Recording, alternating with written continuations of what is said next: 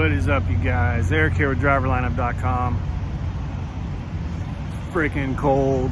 It's like 19 degrees here in New Hampshire, I believe. Greenland, TA. A lot of you guys will be very familiar with Greenland, TA. That is freaking cold. My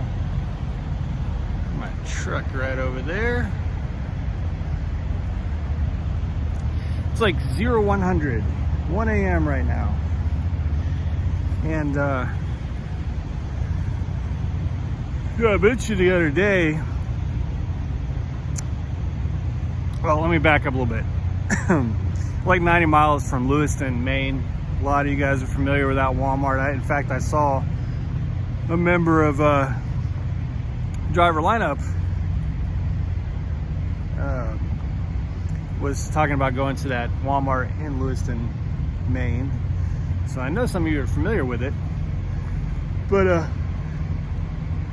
because of the time that Jenna finished her drive last night, she finished at 7:30, 19:30, with 130 miles to go.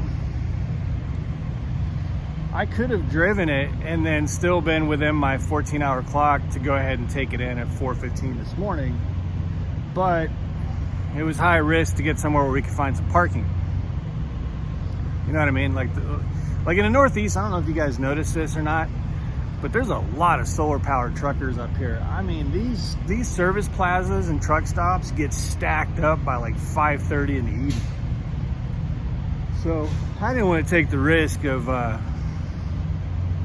not being able to find anywhere to park. So we went ahead and bonus parked at a little tiny rest area. I think it's like the last one in Massachusetts. So I could finish the drive out this morning and not have to worry about finding parking, because at that Lewiston Walmart, there's nowhere to park. But you guys know I talked about how I don't always fuel with a trip last week. And this is a perfect example of that. So I had to top off the reefer here at this TA. And I went ahead and filled my tanks. So I'm gonna have a lot of fuel on this trip that didn't need to be on this trip. But the reason is, we got a killer pre-plan. I mean, like, an offer I couldn't refuse, you know what I'm saying? Like, just killer. I can't discuss the particulars of this particular type of load, but I'll just say it's a good paying load to get out of the Northeast. But it has a very tight window after this Walmart, and you guys know Walmarts are very unpredictable. I don't know how long it could take to get unloaded. Sometimes it is Lewiston, they turn you into a drop and hook.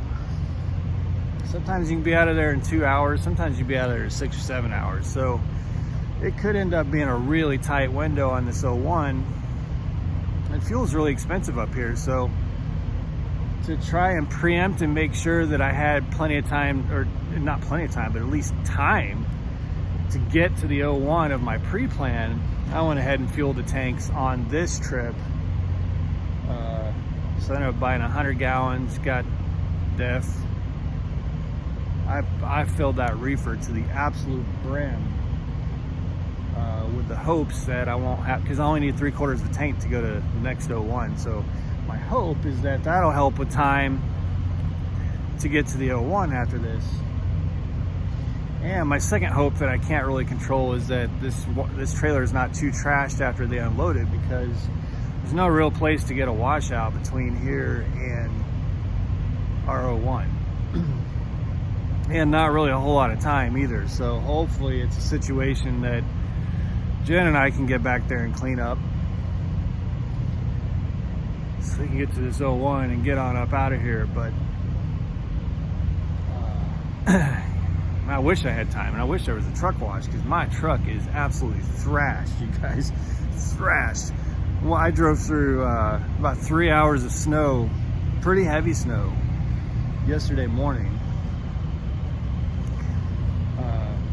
And both the state of Pennsylvania and the state of New York were not effing around when it comes to putting salt and treating the road, putting salt on and treating the roads. So my truck is absolutely freaking trashed. So, but you can't tell from this far away. That's one of the reasons, by the way, for those of you who don't know, my old truck, or not my old, it was a fairly new truck, but my last truck was a Freightliner Cascadia, and it was that twin purple color. The reason I got the color of my Peterbilt is gunmetal gray. The reason I got that color is because, man, my purple Cascadia was beautiful when it was washed, but only when it was washed. If there was any salt on the road, man, that truck looked like shit. So I had determined when I got a new truck, and this will be the case with my next truck too, that I'm gonna go with either you know, like an earthy,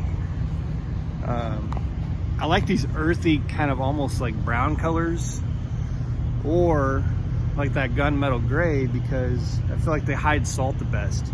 And it's true, in my gunmetal gray Peterbilt, from afar, most of the time you can't tell that truck is dirty. Now when you get right up against it, or if you brush against it, you're gonna know there's salt all over that shit.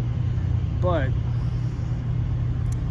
from afar you can't really tell it's dirty. But any dark colors, man, especially in the winter, you're gonna be a war to keep that thing clean. And I had to wash my Freightliner, my purple Freightliner, twice as much as I have to wash my Peterbilt, just because that purple just always looked like shit. So anyway, I'm gonna burn a few minutes here. Got my coffee.